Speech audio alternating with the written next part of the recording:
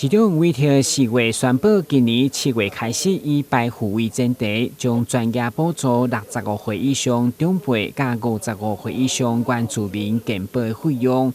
对此，议员柯志春却伫总质询进一步表示，这款好意应该无分好野散，因为预算无差伤济。对此，市长则认为无符合公平原则。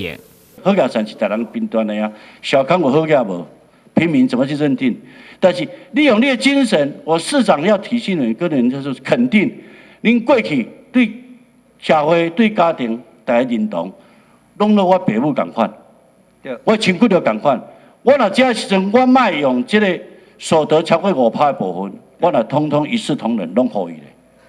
你看无这种想法？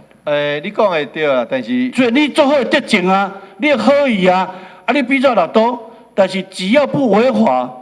你开始给他设定这年收入36万以下的人是免税的，36万以上的人开始要缴税啊。缴税的第一个集聚是5%，那所以说年收入36万以上的人我们才没有补助啊。以36万来讲，我们基本上65岁补助的原因是因为他退休了，他没有收入了，所以说他的健保费不要再造成子女的负担，所以我们帮他缴。可是他自己都年收入36万以上了，我们还帮他缴健保费，就是因为这样子会觉得说公不公平？年收入30。目前台南市老人人口将近33万7千人，符合白户条件的对象大约28万外。对今年7月开始，每个月补助上悬826块计算，所需要经费就是14亿。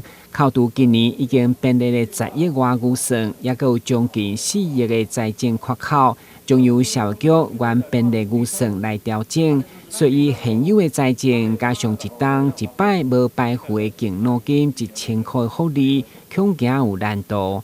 但系新闻，阮子林跟采访报道。